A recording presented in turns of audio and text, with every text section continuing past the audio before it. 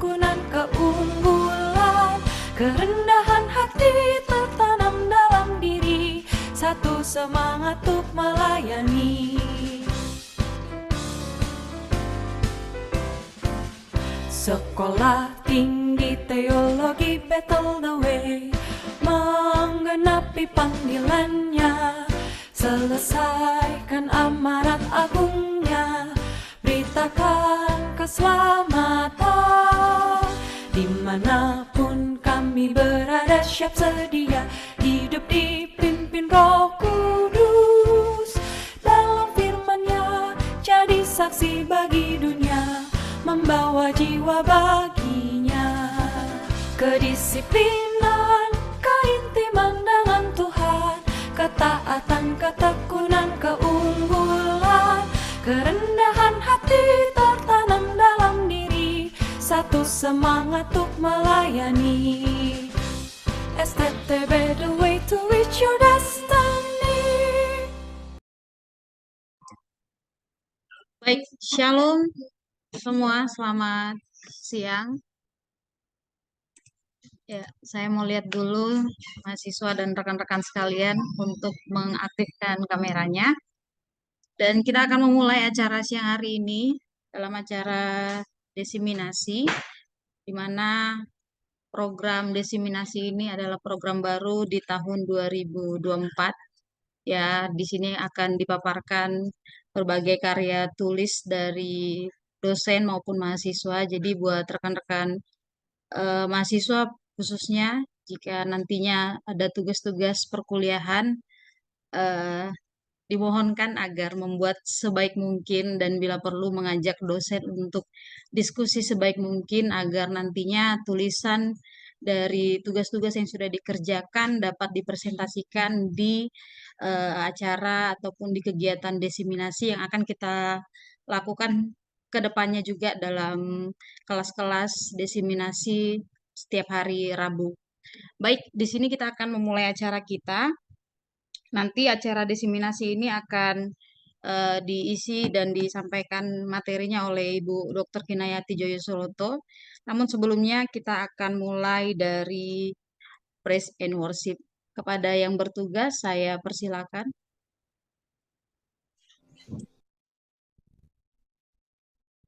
Shalom Bapak dan Ibu Saudara semua. Mari kita satukan hati kita dan pikiran kita, mari kita menyembah Tuhan.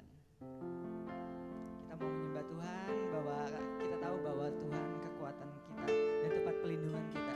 Mari sama-sama kita katakan, Engkaulah kekuatanku.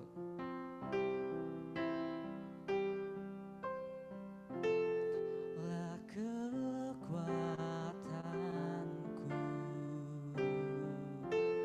tempat perlindunganku, saat badai menerpa, aku tak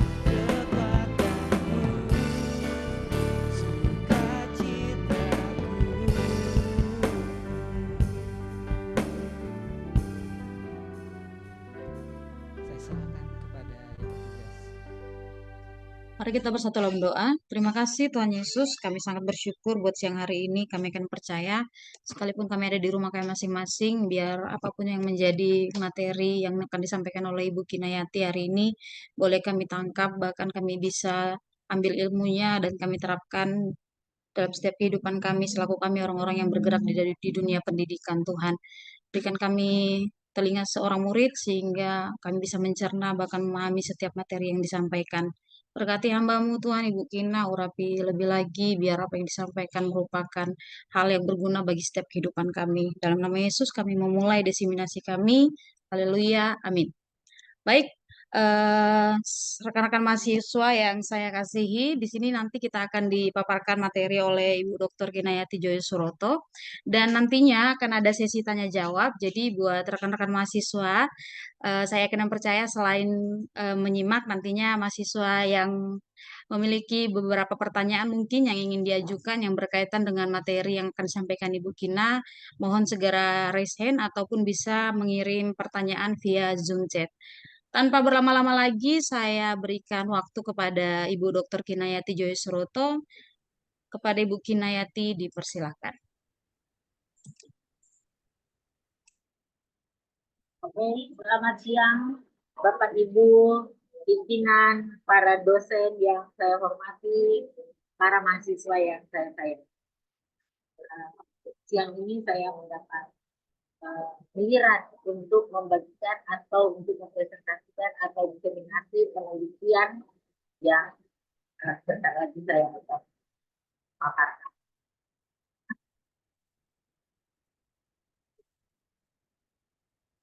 Judul penelitian yang saya akan bahas ini adalah kisah Alexander Fleming dan Winston Churchill sebagai suatu kajian teologis tabur tuai berdasarkan Galatia 6 ayat 10. Ya. Bapak Ibu, para mahasiswa yang saya sayangi, saya sengaja memilih judul ini sebagai salah satu model penelitian dalam penelitian kualitatif. Ya, ini judul-judul seperti ini yang paling gampang kita teliti. Ya, penelitian kualitatif yang termasuk content analysis atau analisis isi. Karena kita tahu sendiri bahwa penelitian kualitatif itu ada metodologi, ada semiotik, ada metodologi, dan ini salah satu jenisnya yaitu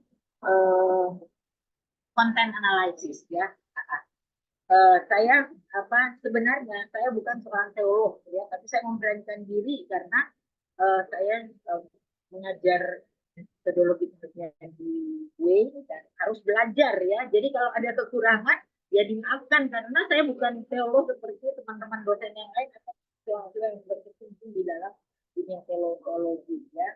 Nah, sebenarnya juga judul ini saya ambil dari dulu Pak Yakob Mesak pernah membagikan ke grup dosen tentang firman Tuhan yang menyangkut kisah Alexander Fleming ini, tapi dari sudut pandang yang berbeda. Baiklah Bapak Ibu, sebelum saya membacakan, ini saya akan memberikan satu puisi yang saya mau membacakan, yang pernah saya bacakan, karena puisi ini sangat berkaitan dengan prinsip tabur tuai, ya, prinsip tabur tuai. Baiklah saya buka dengan sebuah puisi yang berjudul Tetaplah Menjadi Orang Baik. Karena puisi ini juga setelah mewarnai Alkitab kita seperti ada Mazmur, Amsal, itu banyak sekali.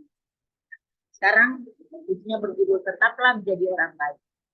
Ketahuilah, ketika kamu menanam benih padi, yang tumbuh bukan hanya padi, tapi akan ada juga ilalang yang kadang tumbuh bersamanya, yang mengganggu hasil.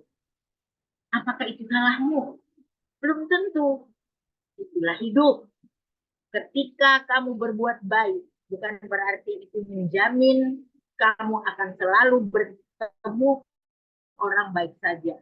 Akan tetapi ada orang-orang yang mungkin akan menjahatimu, menzalimimu, menipumu, mengecewakanmu, dan lain-lain. Ada cobaan, ada kesedihan, dan itulah ujian. Ujian yang akan membuatmu lebih tahu. Lalu bagaimana dengan prinsip tabur tuai? Apakah artinya kebaikan yang kamu tabur tidak akan kamu tuai? Dengarkan pesan ini baik-baik. Kebaikan yang kamu tabur atau buat untuk orang lain belum tentu dibalas dengan kebaikan dari orang lain. Tapi kebaikanmu pasti akan terbalas dengan kebaikan. Kalau bukan dari orang itu berarti dari dia, dia. Bahkan dari mereka yang tidak kamu kenal. Ingat, bukan dia yang kamu bantu yang akan membalas, tapi Tuhanlah yang akan melihat dan melipat gandakan apa yang sudah kamu tabur. Bunda Teresia pernah berkata, orang sering keterlaluan, tidak logis dan hanya mementingkan diri sendiri. Bagaimanapun. Bilang kau sukses, kau akan mendapat beberapa teman palsu dan beberapa sahabat sejati. Bagaimanapun jadilah sukses. Bilang kau jujur dan terbuka, mungkin saja orang lain yang akan mengikuti. Bagaimanapun jujur dan terbuka. Apa yang kamu bangun selama bertahun-tahun mungkin saja dihancurkan orang lain hanya dalam semalam. Bagaimanapun bangunlah. Kebaikan yang kamu lakukan hari ini mungkin saja besok tidak dilupakan orang. Bagaimanapun berbuat. Apabila kamu berbuat baik, orang lain mungkin akan berasa kalau ada maksud sembunyi di balik perbuatan baik. Tapi bagaimanapun tetaplah berbuat baik. Bagaimanapun berikan yang terbaik dari diri. Bagaimanapun ini bukan urusan antara kamu dengan mereka, karena pada akhirnya ini adalah urusan antara kamu dengan Tuhan. Memang tidak mudah menjadi orang baik, tapi walaupun sulit tetaplah jadi orang.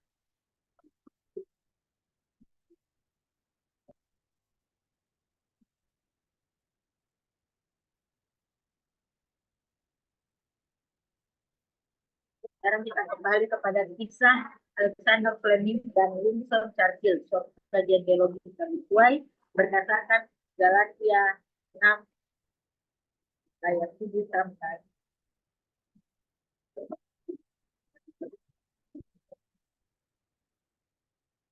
Pertama dalam penelitian ini saya buat abstrak, ya. Dalam abstrak tentu maksud apa yang saya akan ingatkan sini adalah ingin mengungkap, ya, makna yang tersirat atau tersirat dalam tabur tuai kita Alexander Fleming dan Winston Churchill berdasarkan Galatia. Hukum tabur tuai adalah ajaran untuk mendorong seseorang berhati-hati dalam bertindak karena setiap perbuatan yang dilakukan suatu saat akan berdampak ke depan. Dan ini saya tidak perlu bacakan semua. Jadi dari membuat abstrak itu dari penjelasan sedikit tentang tabur tuai, terus hasil analisis. Sesudah hasil analisis ada kesimpulan. Sesudah kesimpulan ada kata kunci. Ya. Pendahuluan biasanya diawali dengan latar belakang akal. Tapi ini penelitian singkat dan content analysis tentu yang berbeda dengan penelitian kuantitatif atau yang berjenis eksperimen atau korelasi. Ini hanya content analysis, jadi hanya berbicara tentang apa yang menjadi latar belakang dan kemudian karena di dalam alam nyata seorang yang menanam padi pada akhirnya akan menuai padi, bukan gandum, apalagi berlian. Dalam alam nyata sebagai kondisi normal, seorang yang memelihara ikan di kolam pada akhirnya akan panen, bukan panen juga. Dapat juga diumpamakan pada orang melompat ke atas karena orang yang terjun turun dan seterusnya. Ya.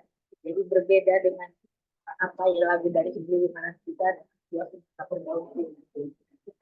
Ini latar belakangnya. Kemudian di dalam ini ada tujuan dan metode. Bisa itu bertujuan mengungkap kata baik mana baik yang tersirat maupun tujuan yang kita berikan dalam kisah dan terjadi berdasarkan jalan diagram maupun metode yang digunakan adalah metode kualitatif atau library research dengan teknik analisis digital. Jadi yang sangat harus digunakan dibuat. Pada teoritis saya menjelaskan tentang apa pengertian kisah. Karena kisah di sini yang saya bahas ini merupakan suatu karangan fiksi, tapi fiksi yang faktualitas. Maksudnya faktualitas itu benar-benar terjadi. Beda dengan fiksi realitas, ya. Realitas itu apa-apa yang dapat terjadi, tapi belum tentu terjadi, tapi dapat terjadi. Sedangkan yang saya bahas di sini adalah kisah yang benar-benar terjadi. Jadi faktualitas. warisan, kemudian ada pengertian tabur tuai, ya. Ada juga beberapa teori atau konsep terkait dengan tabur tuai melibatkan prinsip berikut. Ada hukum kausalitas, ya. Ada hukum determinisme, ada prinsip tabur tuai menurut pandangan agama Kristen, ada tabur tuai dalam pandangan Kristen mencakup ada pengorbanan, waktu, keterlibatan ganda, tabur tuai dalam Kristen sesuai dengan sejarah Alkitab, ya. Baru kita tiba pada pembahasan. Ya. Pembahasan ini saya cantumkan sebuah tema karena teks ini tidak cukup panjang yang menceritakan bagaimana kisah Alexander Fleming dan Winston Churchill yang saya bacakan supaya Anda mengerti mengapa saya mengambil judul ini. Pada suatu hari seorang pemuda sedang berjalan di perbukitan, tiba-tiba ia mendengar jeritan minta tolong. Ternyata ia melihat seorang anak muda sebaya dengan dia sedang bergumul dalam lumpur yang mengambang.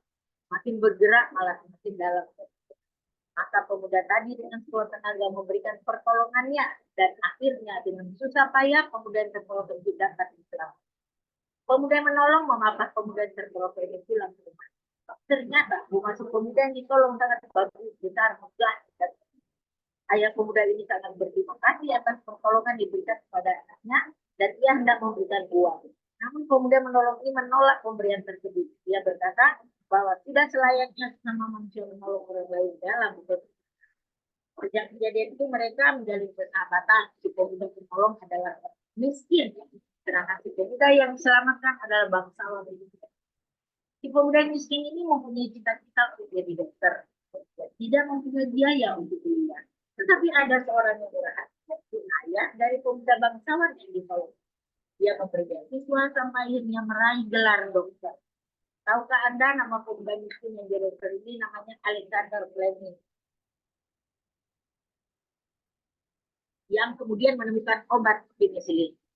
Si pemuda bangsawan masuk dinas militer dan dalam satu tugas di medan perang ia terluka parah sehingga menyebabkan demam yang sangat tinggi karena infeksi. Pada waktu itu belum ada obat untuk infeksi serupa itu. Para dokter mendengar tentang penisilin penemuan dokter Fleming dan mereka menyuntik dengan penisilin yang merupakan obat penyembuhan. Apa yang terjadi? Hancur-hancur demam akibat infeksi reda dan sudah tidak ada. Tahukah Anda siapa nama pemuda itu? Namanya adalah Winston Churchill, perdana menteri Inggris yang termasuk. Kisah Fleming dan Churchill ditulis Arthur Gladstone ini 1893 sampai 1905 dalam bukunya berjudul The Life of Arthur Gladstone. Adalah wartawan yang sehari-hari meliput di kantor informasi perang di Colombia dan selama perang dunia. Nah, kisah Fleming dan Churchill telah menginspirasi banyak orang. Dalam kisah ini kita dapat melihat hukum menabur dan menuai. Fleming menabur kebaikan yang baik. Kita cerita kabul yang jadi dokter tolong jiwa jatuh. Begitu juga ternyata sesuai diberikan oleh Aisyah kepada mungkin Alexander Fleming telah kemudian hari menyelamatkan nyawa dari orang-orang sedih. Ya, nah sekarang kita lihat bagaimana kita memahami. Ya, ini analisis tentang cerita ini. Misalnya, nah, cerita ini ada 4 tokoh. Tokoh pertama adalah Alexander Fleming. Penokohannya disebut protagonis karena dia diceritakan sebagai tokoh utama yang mau menolong baik hati, menolong tanpa pamrih, ya, moralnya tinggi. Tokoh protagonis. Data sebagai dia protagonis, data berhubung pemuda Alexander menolong menyelamatkan dengan supaya terhadap yang proses dalam lumpur sudah dapat diselamatkan. Kemudian Winston Churchill diantar Alexander pulang ke rumah. Ternyata rumah Winston dibawa terpaksa. Kemudian tinjauan teologi, ya, kita ambil dari Perjanjian Baru Galatia 6 ayat 50, ya. Jangan sekat Allah tidak membiarkan dirinya dipermainkan karena apa. Dan seterusnya ini, ya. Saya hanya di tempat 15 menit. Jadi nanti kita baca sendiri. Kemudian yang kedua adalah tokoh Winston Churchill. Penokohan dia juga protagonis. Dan dia sangat baik, ya. Jadi sorotan juga dalam cerita ini. Kata pendukung Dr. Winston tak berdaya karena proses dalam lumpur. Jika dalam proses dalam lumpur maka semakin bergerak malah semakin daya. Dan dia memerlukan pertolongan dan tidak berdaya saat itu. Ya, Churchill. Nah, artinya dia bermohon kepada Tuhan, ya Allah dengarkan doaku Berilah telinga kepada ucapan itu. Mazmur 32. Tuhan menolong mereka dan meluputkan mereka yang meluputkan mereka dari tangan orang fasik yang menyelamatkan mereka. Sebab mereka berlindung pada ini. Kemudian tokoh yang ketiga adalah ayah Winston Churchill. Penokohannya disebut antagonis, dia menjadi penghubung antara tokoh protagonis yang dua orang ini ya, yang ditolong dan menolong dari punya ini, dan dia mau membiayai pemuda menolong. Ayah Winston Churchill sangat berterima kasih atas pertolongan diberikan kepadanya dan anak memberikan uang. Tapi Alexander menolak pemberian tersebut. Dia berkata bahwa sudah selayaknya sama manusia menolong orang lain. Nah, tinjauan televisnya ini diambil dari Yohanes 13. Tidak ada kasih yang lebih besar daripada kasih memberikan nyawanya untuk sahabat-sahabatnya dan seterusnya. Ya, iya. Ini saya akan bagikan. Tokoh yang keempat yang terakhir adalah Dr. Lifesaver Arthur Gladstone. Ya, dia disebut pada syarat sangat pelengkap. Tokoh pelengkap dalam cerita ini. Wartawan grup Isa Alexander Benjamin. Dr. Lifesaver Arthur Gladstone ini adalah wartawan yang saat ini meliput di kantor informasi Trump di Florida dan Washington selama perang dunia kedua. Berkat tulisannya tentang kisah Fleming dan Churchill, animnya cinta ini telah menginspirasi banyak orang di dunia. Dalam kisah ini kita dapat melihat hukum menabur dan ya, jalan televisinya kita ambil dari Amsal 11:25. Siapa banyak memberi berkat, diberi berkat. Siapa berminum, dia sendiri apa pun. Bagian teologi kita bersesuai ya. Setelah kita baca kita di atas dan setelah dikaitkan dengan teori ternyata menghukum Kristus dalam Yohanes 2, yaitu jangan kita Allah tidak membiarkan dirinya dipermalukan, karena apa yang ditabur orang itu juga yang akan dibiayai. Sebab barang siapa menabur dalam dagingnya, dia akan menuai kebinasaan dari daging. Tetapi barang siapa menabur dalam roh, dia akan menuai hidup yang kekal dari roh. Ya. Janganlah kita jemu-jemu buat baik, karena apabila sudah datang waktunya, kita semua kita tidak menjadi lemah. Karena itu, selama masih ada kesempatan bagi kita, marilah kita berbuat baik. Kita Galatia 6 ayat 7-10, bertolong-tolonglah menang dia sebat. Ya, ini Alkitab apa kita tabur. Jadi tabur tuai dijumpai di sepanjang Alkitab, karena hal ini sering dijumpai ya, supaya mempekerjakan tanah guna memanen hasilnya berkaitan teratur sejarah umat. Ya. Salah satu bagian dari kehidupan ada jalan tanah terjatuh dari saya ada benar-benar betul. Kemudian di sini juga kita lihat dapat juga pada dua ayat dalam perjanjian baru, salah satunya disebut dalam 2 Korintus 11:6, orang yang menabur sedikit akan menuai sedikit juga, dan orang yang menabur banyak akan menuai banyak. Satunya lagi ditemukan dalam Galatia 6, itu yang Allah tidak membiarkan dirinya diperbudak. Apa yang ditabur orang itu juga yang akan dituai. Ini semua adalah hasil-hasil dari analisis dan ya, dalam kisah di atas berbeda dengan kita boleh pada teori-teori bagian atas, prinsip Kristus-Kristusan tidak demikian. Seorang pengikut Kristus memilih untuk mengikut Kristus bukan karena mengharapkan imbalan apapun. Jika imbalan yang diharapkan, para misionaris yang mempertaruhkan nyawanya untuk melakukan penginjilan ke tempat-tempat yang belum pernah mereka datangi dan tidak ada jaminan keselamatan, tentu akan mundur. Apa yang lebih berharga bagi manusia selain nyawanya. Ya, kita bisa lihat bagaimana orang-orang mempertaruhkan nyawanya. Dia ingin mengabarkan misionaris dari Amerika yang mau melakukan penginjilan di pedalaman-pedalaman Papua seperti siapa itu saya tidak gitu. Ya, dia hidup berpuluh tahun di daerah pedalaman, dia menabur kebaikan di sana tanpa pamrih, walaupun dia diserang oleh penyakit malaria dan lain-lain, tewas. Dan begitu juga misionaris yang bernama Jocelyn, seorang pilot yang pesawatnya jatuh di Papua dan kita mengantarkan pasukan coronavirus 19 ya, dia tewas di sana.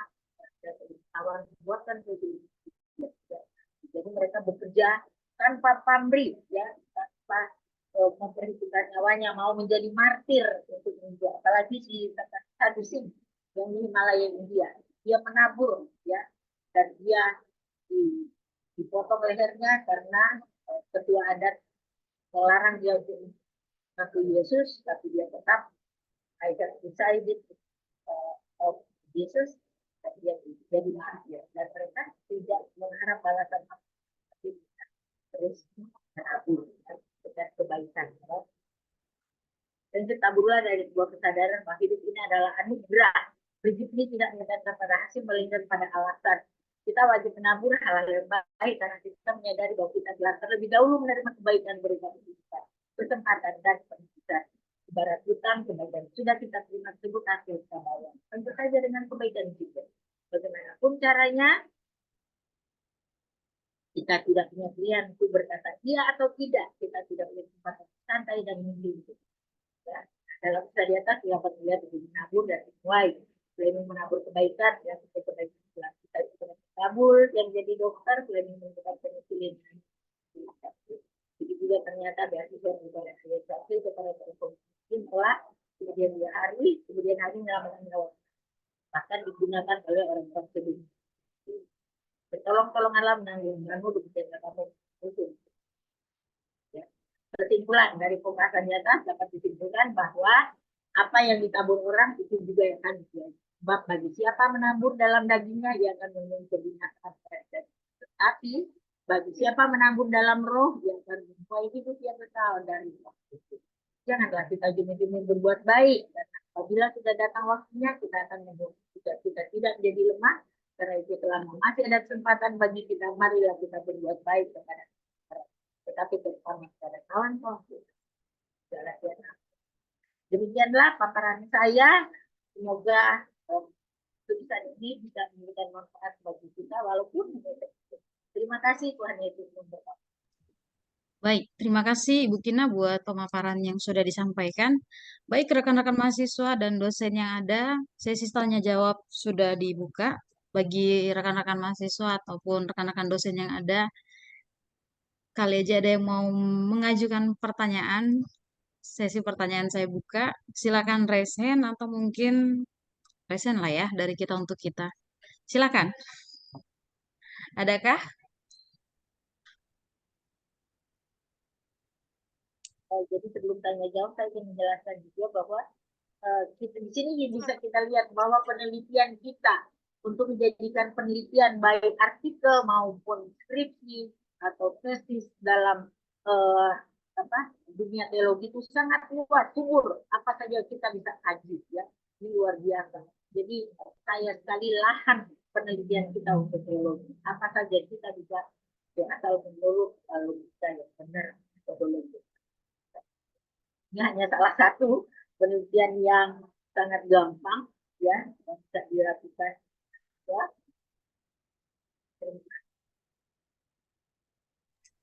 Baik, terima kasih buat apa yang sudah ditambahkan Bu Kina. Ada pertanyaan kira-kira dari rekan mahasiswa? Oke, silakan Pak Yus. Ya, shalom Bu Kina, shalom Halo. semuanya. Ya Bu, saya mau nanya ya, sekalian mau belajar sama suhunya nih.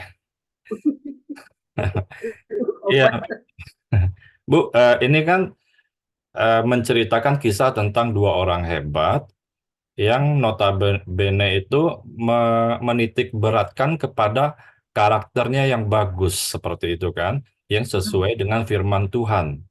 Nah, kalau kita mendengar misalnya kisah kepahlawanan siapa gitu kan, itu kan pasti nanti di ujungnya kita akan mendapatkan bahwa panutannya itu seperti apa, seperti itu kan. Begitu juga dengan karya tulis itu kan biasanya kita wajib ada namanya tujuan, tetapi bahkan tujuannya dikembangkan dengan maksud apa tujuan itu apakah bermanfaat besar bagi orang lain seperti itu ya. Nah, di kesimpulan itu atau di bagian akhir artikel itu saya belum menemukan adanya seperti ya lebih kurang seperti itu ya poin panutan atau atau lebih kurang seperti itu. Apakah kalau menurut Ibu Kina itu perlu atau enggak untuk sebuah karya tulis yang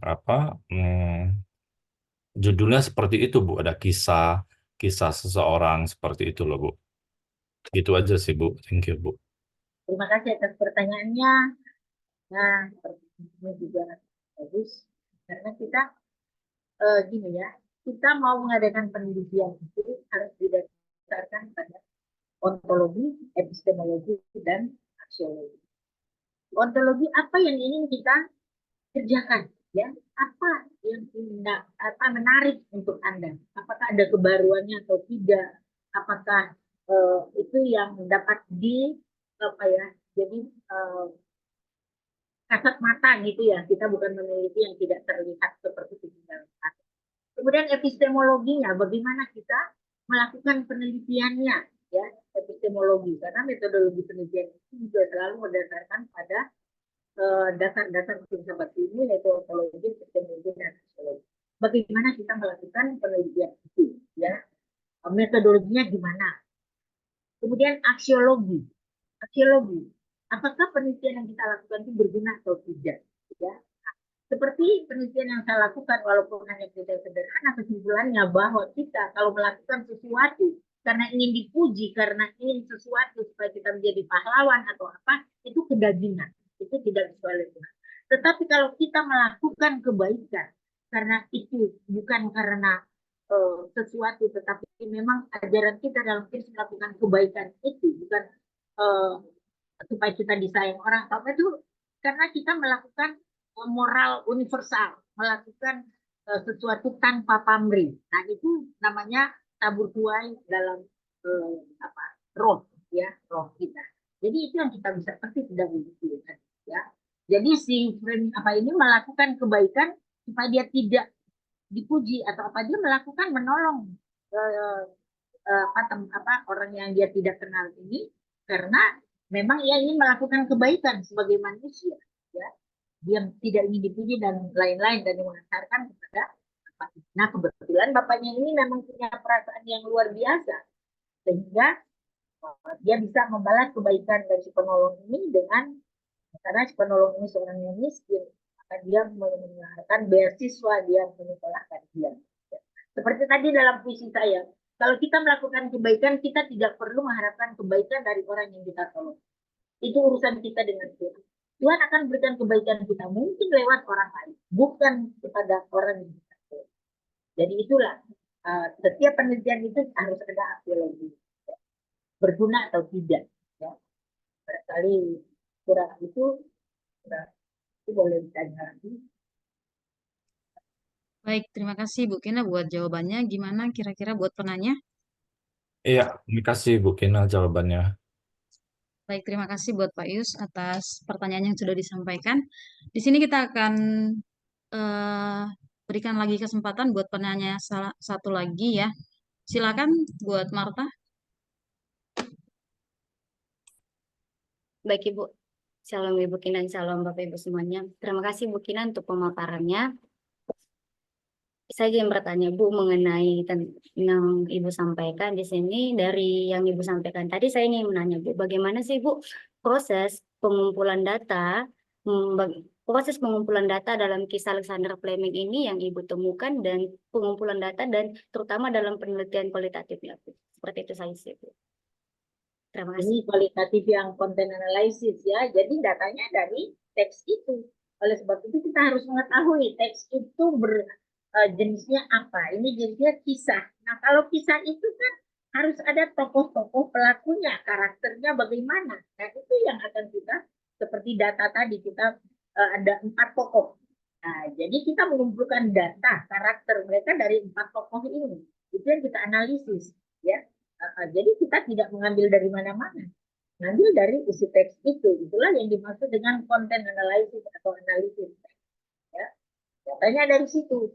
Beda-beda. Ini karena ceritanya dari kisah. Mungkin lain lagi cerita-cerita lain lagi, ya. Ini hanya salah satu jenisnya. Jadi datanya memang dari teks itu. Kita tidak mengambil dari luar. Baik, terima kasih Bu Kina buat jawabannya. Gimana kira-kira penanya? Iya, Bu. Baik, berarti yang saya tangkap, Bu, kalau kita dalam penelitian yang Ibu sampaikan ini, berarti kita hanya berpatokan pada cerita dan ke karakter dalam sebuah tokoh itu ya, Bu. Nah, karakter baru kita cari teori, Baru kita berbentuk. kaitkan dengan teori. Dalam Berarti, buku ada teori. iya, Bu. Berarti kalau dari kisah ini berarti kita juga harus memaparkan dengan kejadian atau kita juga perlu, Bu, untuk apa namanya, Bu, mengaplikasikannya dalam keadaan zaman sekarang, Bu, dalam kisah Alexander Fleming, Bu. Iya, bisa diaplikasikan dalam kehidupan sekarang.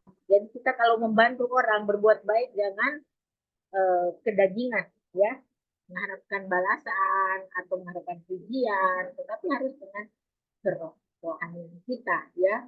Jadi kita melakukan kebaikan, tidak mengharapkan imbalan, tetapi melakukan kebaikan tanpa pamrih. Kita menolong siapa tanpa pamrih, artinya tanpa harus dibayar atau apa gitu ya. Nah, kita memungut apa ya, beling atau duri di tengah jalan, siapa yang suruh lihat, kan? Tapi dengan kemauan kita sendiri karena kita punya perasaan, oh nanti orang lain kasihan ketusuk atau kena beling ya, lebih baik saya amankan dia. Itu satu perbuatan moral universal ya. Nah, kalau kita tidak ada orang melihat kita mau beling itu dan kita sendiri ya, itulah apa, kebaikan tanpa pamrih, ya, kerohanian, ya. Baik, terima kasih Bu Kina. Bagaimana Marta? Terima kasih, Bu. Ya, Nggak menjawab. baik, mengingat waktu yang terbatas, kita akhiri sampai di sini untuk sesi tanya jawabnya. Dan sesi kegiatan diseminasi kita akan akhiri.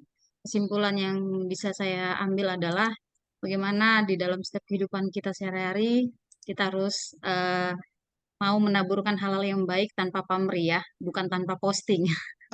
Biasanya sekarang segala sesuatunya jadi diposting gitu. Baik, demikian kelas desiminasi hari ini. Kesempatan minggu depannya akan ada sesi desiminasi buat rekan-rekan mahasiswa dan dosen. Nantinya mungkin saya akan hubungi buat yang jadi moderator mungkin ataupun jadi pembicara. Dan sebelum kita tutup acara desiminasi hari ini, kita akan satu dalam doa, kita berdoa. Tuhan Yesus, terima kasih